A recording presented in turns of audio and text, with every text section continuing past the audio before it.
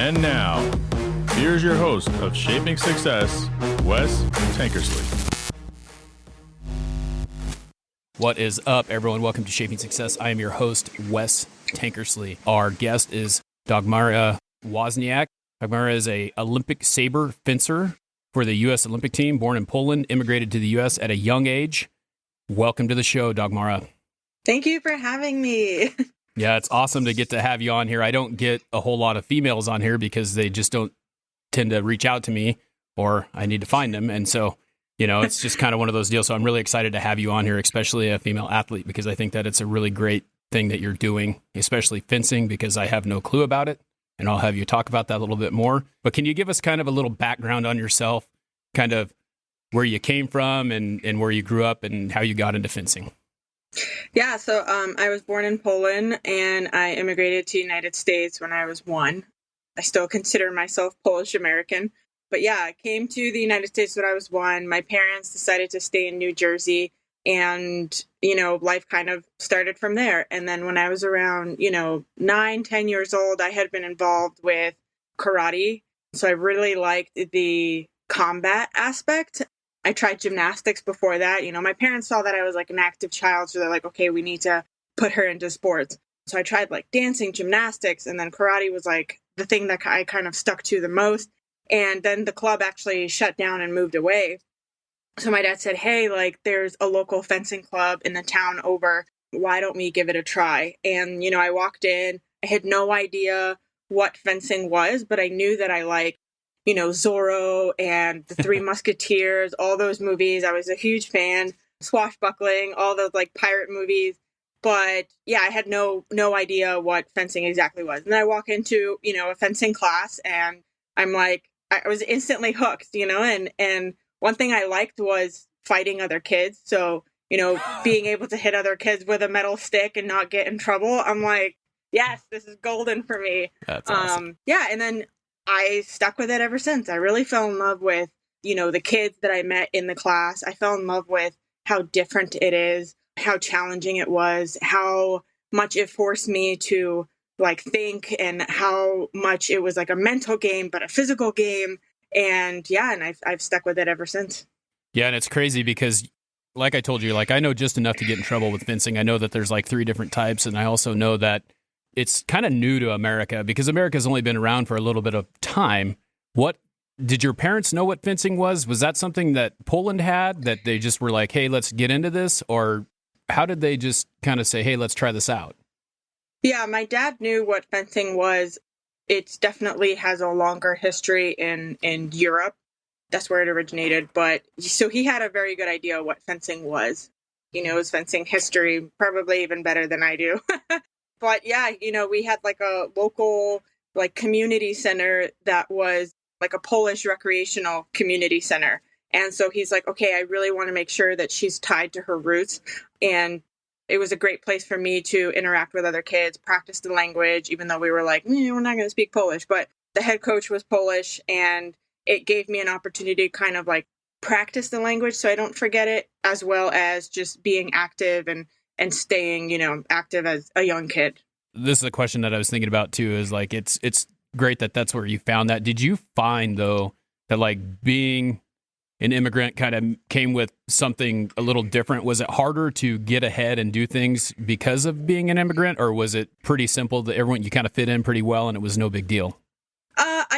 I have to say, like, it might have been difficult. It might have been not. My parents just told me every single day, go to school, go to fencing, work hard, put your head down, and just keep grinding. So I think that work ethic is something that my parents really instilled in me. And that's something that they learned from, growing up in communism and then kind of escaping Poland, because it was not a really great, living situation. And so the American dream was something that my dad's like, this is what I want for my family. I want up.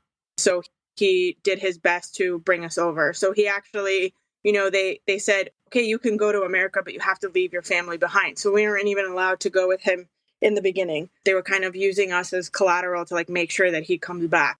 And then, when he had an opportunity to kind of get us out, he did. And I think as a young kid, I had a feeling that we were a little different, like I didn't go to the mall and hang out. There were a lot of things that we just really did differently. But for me, I just got so focused on my passion, and that was fencing. Even though my parents really wanted it to be school, I got like so hooked onto fencing and obsessed with it. And I just, again, it was like, I don't care about friends. I don't care about parties. Like, I want to be great at this, and I want to just keep grinding with this. So tell us a little bit about the different types of fencing, because you're a saber fencer, right? So there's two other ones. Yes. What's the difference between the three of them? So the easiest way that I can explain fencing is, yes, there's three different weapons. And mainly when you get to a really high level, you specialize in one. So it's like marathon running, hurdling, and sprinting. They're three different track and field, but they're all under the umbrella of track and field. So it's the same thing. There's like three mini sports within fencing. I do saber, and the three weapons differ by target area, the blade, and épée and foil are a little bit closer than saber, I would have to say. In terms of like relativeness, it's like saber is closer to épée, and then it's to foil, and then épée. So saber and épée is kind of like the furthest away from each other, and foil is in the middle. So I fence saber, and my target area is only from my waist and up. So my legs don't count, my foot doesn't count, and it is a matter of slashing. So just like you would see a horseman, like, a cavalry, they're slicing people left and right. So that's what I do. And then you have épée, which is the whole body is a target area. So you can hit someone from their head all the way down to their toe. Then you have foil, which is just the torso. So the épée is the largest weapon. It has like a really huge bell guard. Then you have saber, which has like exactly how you would see a cavalry horseman have. And then foil, it has like a smaller one, the one that you always see in like the Richie Rich movie, right? Or any other kind of James Bond. That's a foil. And what else is different? Oh, and so foil and épée, you have to exert a certain amount of force to compress the tip in order to register that you've hit your opponent. It's saber.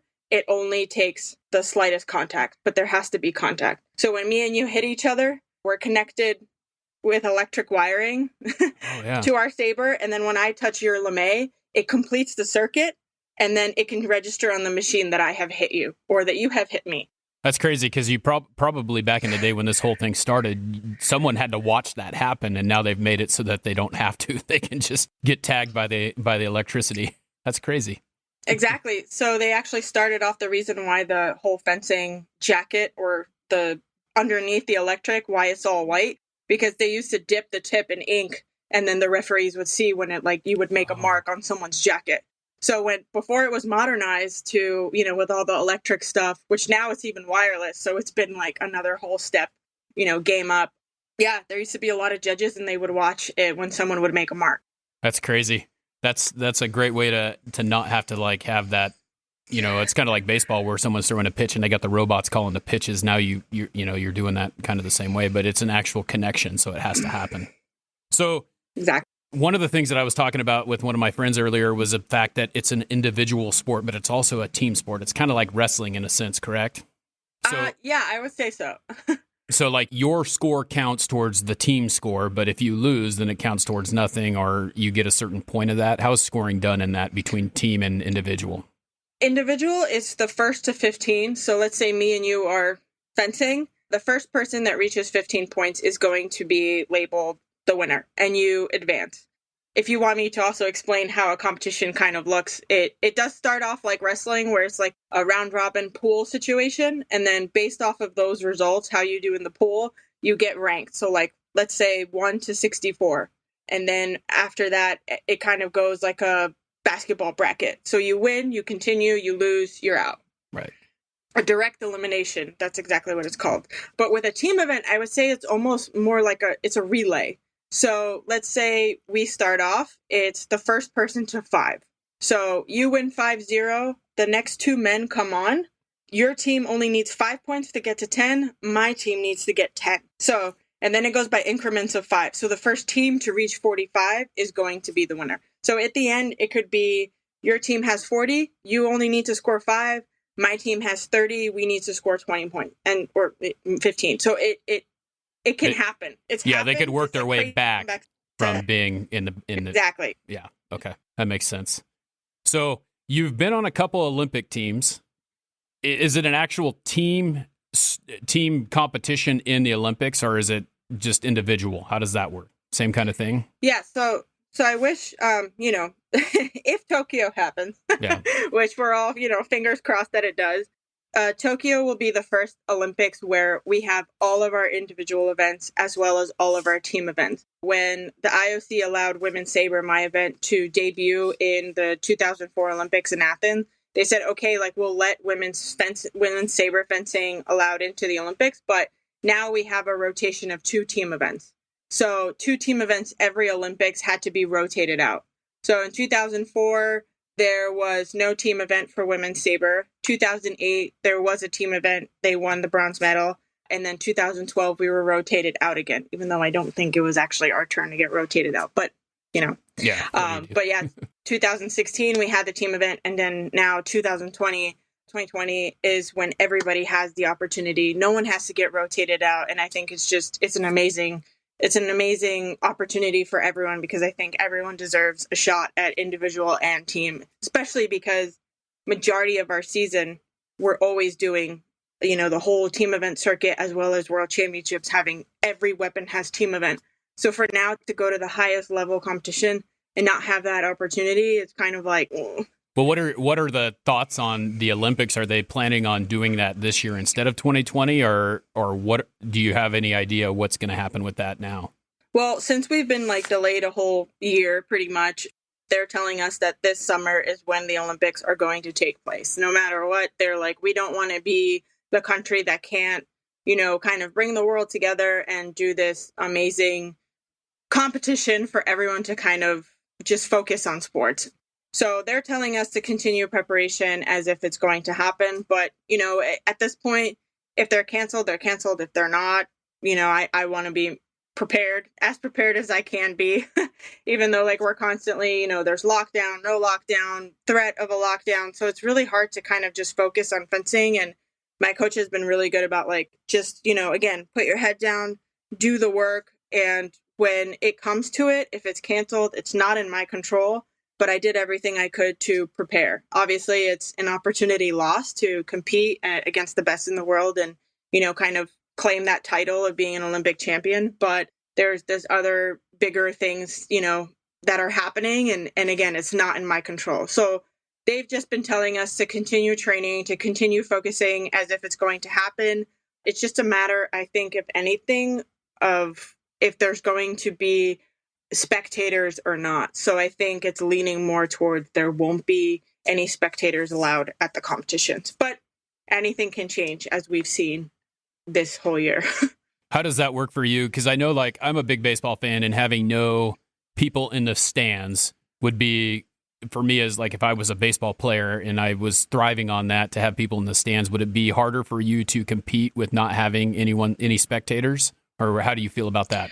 It's in Rio when we were competing and fencing for the bronze medal, it was an amazing moment to be able to do that in front of family and friends and even people that I didn't know that were cheering for USA. It was a great, great experience. But if it's you get to compete and there's no one there, or you don't get to compete at all, I'll take what I can get. I love competition. I love being able to go out there and just put my skills, to the test. So if I have to kind of hear only my teammates cheering for me, then that's fine. As long as I can go out there, it's still going to go into the books as an Olympic medal if I do well. So that's good enough for me. Yeah, you can still win if no one's watching. So that's a good thing. Yeah, exactly. So talk to me kind of about, you've been injured, right? You had a surgery, and I had listened to another interview where you had an osteotomy, and I've had one of those, but not on my femur. So it's kind of a tough, when you have the type that I had, it was I couldn't walk for 6 months. I had to be on crutches, and I'm assuming you probably had a closing one. Is that how it worked, where they cut it and then they put it back together, or did they put something in between there and you couldn't walk on it? No, so they actually sliced a slice of my heel bone out, and then they moved it forward and then put a big screw in to keep it together, to relieve pressure off of the Achilles. And, he said the first 2 weeks, 100%, no weight bearing, can't be on it. Don't even try. And then I think my first follow-up was just a week after surgery. And I think because of our time frame, I didn't have a lot of time. This surgery was done at the end of July, if I remember correctly, or yeah, I think it was the end of July. The qualification process was starting before the new year. So I really needed to kind of heal as fast as I could. So after a week, he's like, okay, I know it's going to hurt, but I need you to start putting weight on this thing, especially because of the empty space that was around the screw.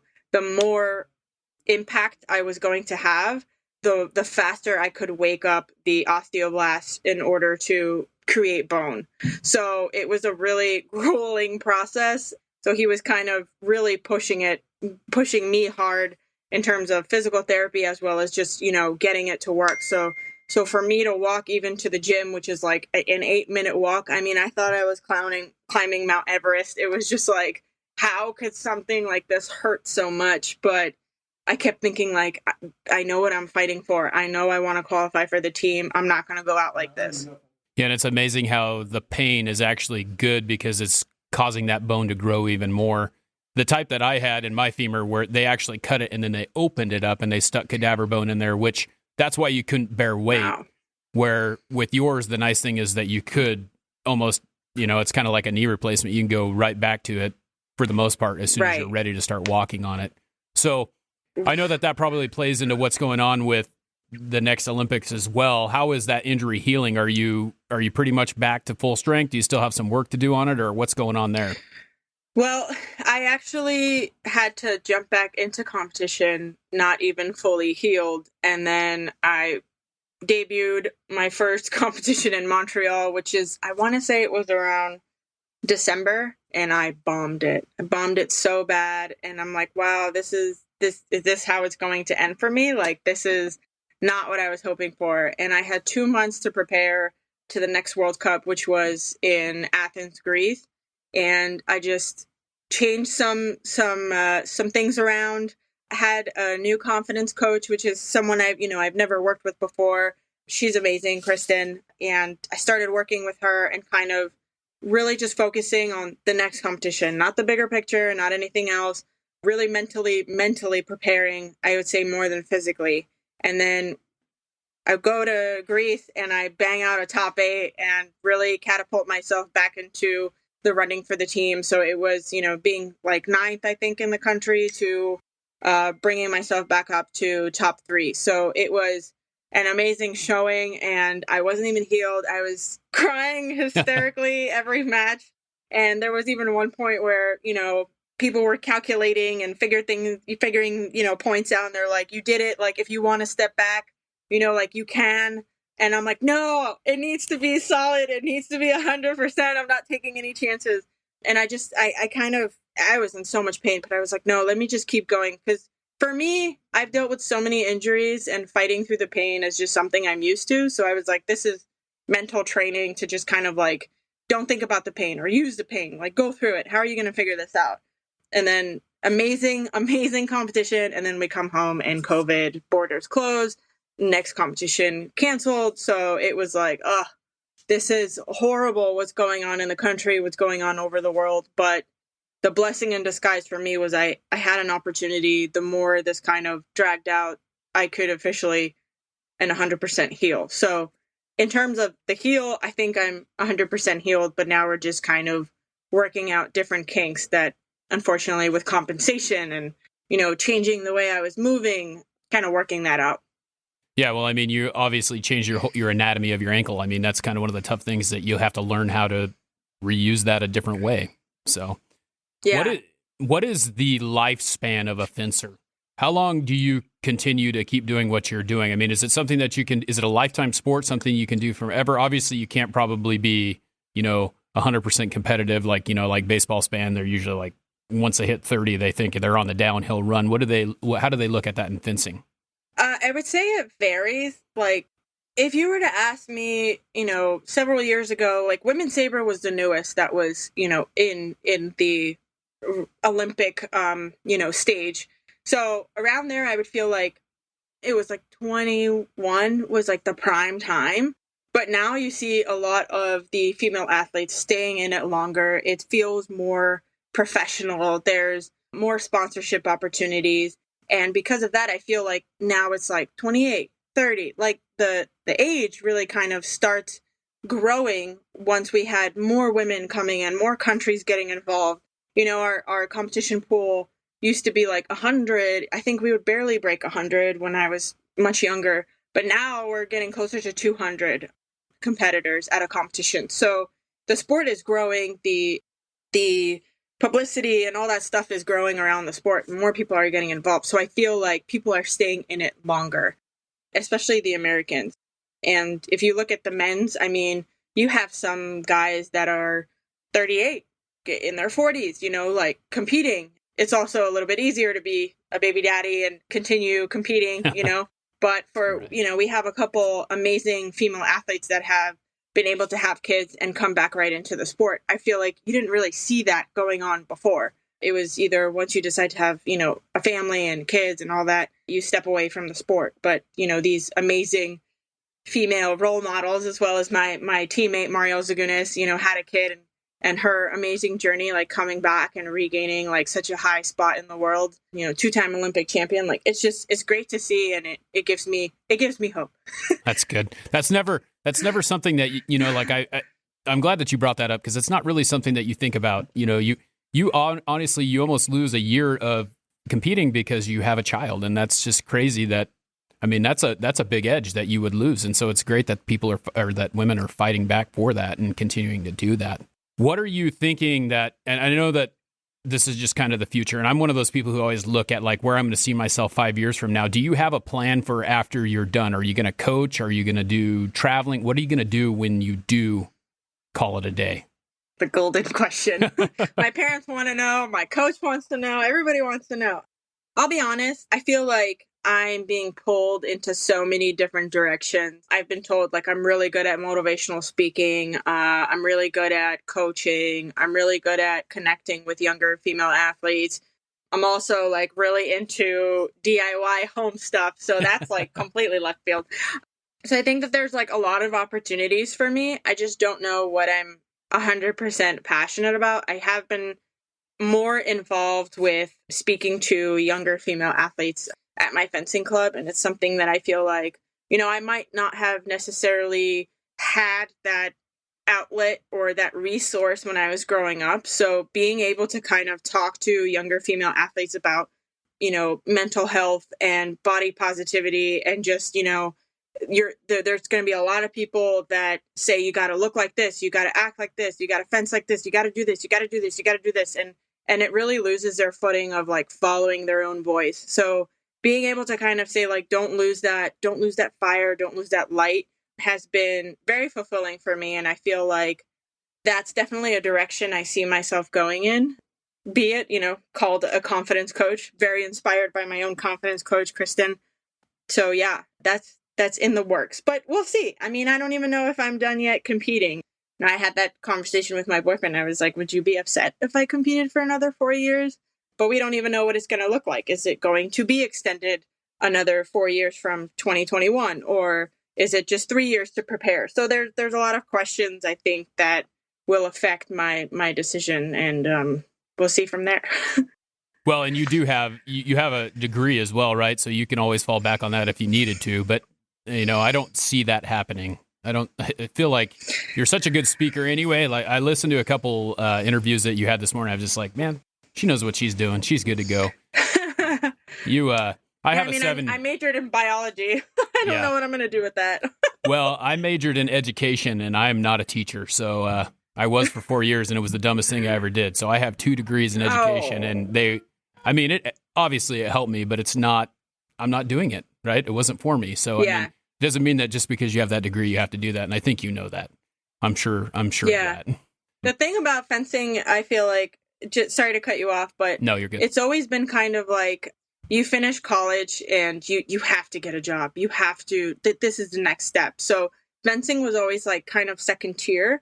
And I feel like there's been a really big shift in the athletes that I grew up with, who are now the senior national team, the Olympic team, that are going the distance with being an Olympic fencing athlete. And it's not like I have to be a doctor, I have to be a lawyer, I have to be, something other than this fencer. If our career changes post fencing, then that's a completely, different story. But I think that there is an opportunity to be an athlete, and I would love to, milk that for as long as I can, because I love the sport. I love competing. I love challenging myself.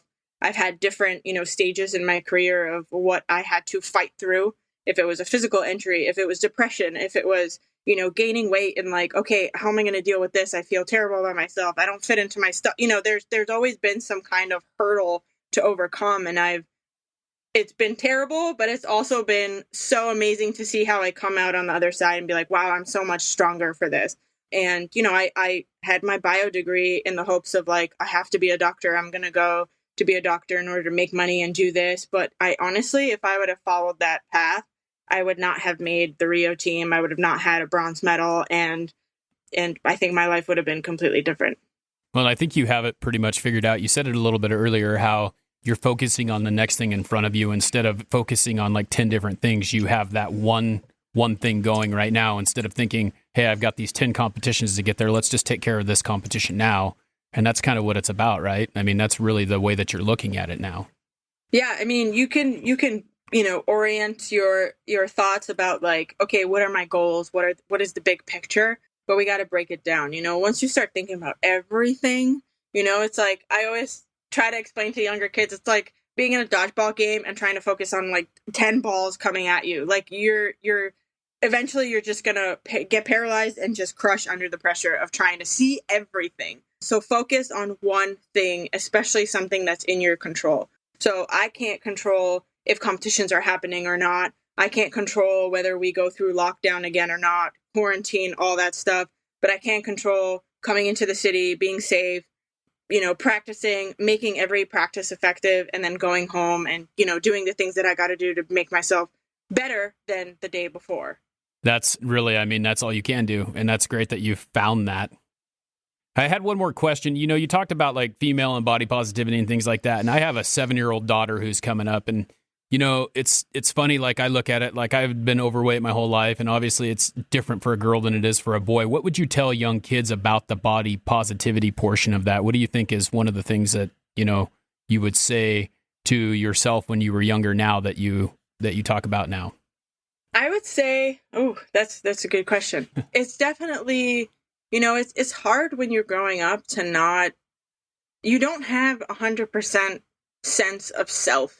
You don't know every in and out about yourself. So when you start hearing from everyone else, you should do this, you should do that. Like for the longest time, I was told the only way that I could be successful is if I was skinny, if I was stick skinny. And I'm like, this is not something that I can achieve. This is not my body type. And, once I kind of silenced that, I was able to just kind of, again, focus on what's in front of me. It's the noise you hear from everybody else that starts making you shift directions in your life that could be a 5-second, decision that can change the rest of your life. And, that's one thing that I always try to tell the younger girls, like even in my club or whenever, I get these DMs about like, how do you do it? It's not easy, but it's something that you need to just bring yourself back to your truth, like, what is the truth about yourself? Like, I'm working hard. The fact how I look has nothing to do with my success or how successful I'm going to be.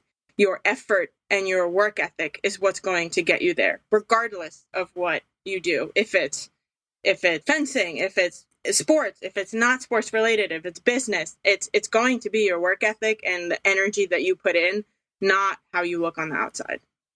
Yeah, and that's a great message, because I think that that's the hardest part. I think that, as far as like me and everything, like even being in the man standpoint of that, they don't know, like doctors will tell you you're overweight. People will tell you you're overweight, but they have no clue really how healthy you actually are. And just because your genetics are a little bit different, you look a little bit different, it makes a big difference in, and to tell someone, social media is kind of the killer on that deal because everyone's posting these pictures of themselves and they're using these filters and they're doing all these things to make themselves look better. Yeah.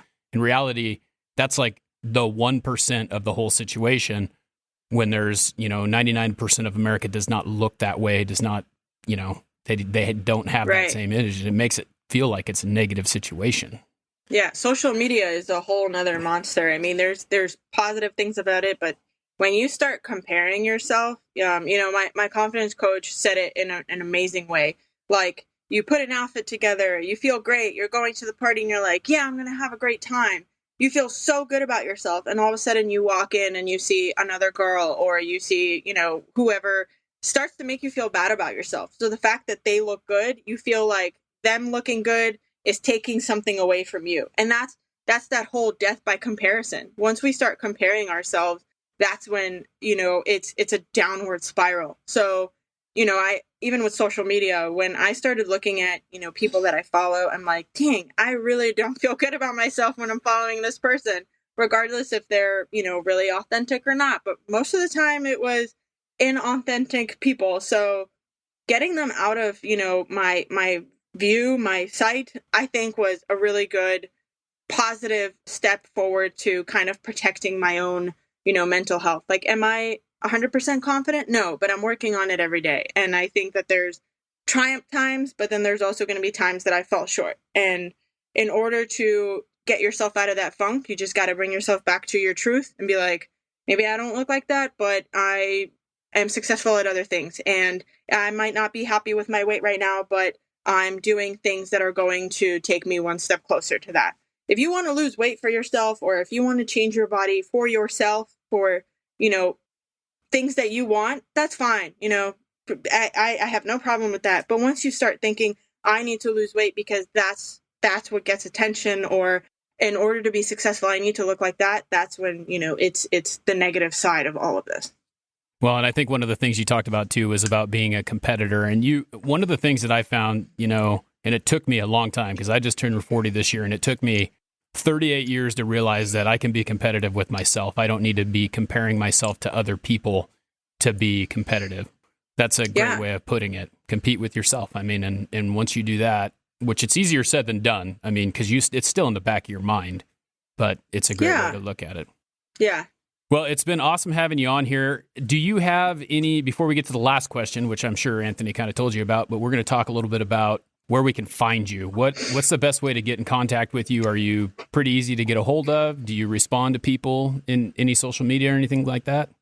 Yeah, I'm really active in Instagram. I'm answering all the DMs when people have questions. I've been I took a little hiatus for the holiday season and just kind of get my frame of mind back into like a positive place. So, I'm constantly trying to share stories and the fencing life and any kind of message that I have to kind of put out there. Yeah. So like Instagram is probably the best way to get in touch if you have any questions about anything. And what's your handle on Instagram? It's just my name, Dagmara Wozniak. And you have a website too, right? All that stuff can be found on there. I do. I have www.dagmarawozniak.com. Okay. All right. Sorry, I just want to help you. It is all good. Yeah. All right. Well, we have one more question, but before we get that, we need to talk about our last question sponsor. Our last question sponsor for this episode is PodSpout. It's the only tool you will need to promote your podcast. Head on over to podspout.com and get your free account today. If you would like to get a paid plan, use code SUCCESS to get a 10% discount. And you can also check mine out. If you're not sure what that is, go over to my Instagram account at wes.tankersley. Click the link in my bio, and you'll see an awesome landing page for your podcast. All right, Dagmara, it's been awesome having you on here. Like I said, there's one last question that we ask every single guest, and it's the same question. Success is defined by every individual in a different way, and it's something different for you than it is for me, as it is for anyone else. It could be money, fast cars, having a mansion, having family. You might be happy just flipping burgers at McDonald's. But what is your definition of success? How do you shape your success? My definition of success, I think it's meeting a challenge and being able to overcome it. If it's, sometimes it could be a challenge of just getting out of bed, when you don't know your purpose, you don't know if you're going to get through the day, and, being able to kind of say, okay, I have I have things that I need to do, I get up and I get going. A difficult competition, getting through that whole mental aspect of overcoming fears. To me, that's success. I don't necessarily look at, cars and money and all that stuff to be the only definition of success, because we can get a little morbid here, but when you're on your deathbed, I feel like none of that matters. It matters how you treat people. It matters how you've been able to shape yourself as a person. To me, that's the most important thing. That's the definition of success. It's just showing up every day, and even it being hard, getting through that. That's a great definition, because just like you said, no one's going to remember what car you drove when you died. No one's going to remember how much money you had. They're just going to remember who you were. So, well, it's been great having you on here, and I want to say thank you for taking the time to do this interview. It was really great talking to you, and I look forward to watching you in the Olympics. Yeah, thank you. Thank you so much for having me. This was awesome. Yep, thanks. All right, everyone. Well, that's into the show, and I wanted to say thank you for tuning in. Again, if you can please like, share, and review this on Apple Podcasts. If you're watching it on the live show, please do a watch party. Until next time, I challenge you to find the shape of your success.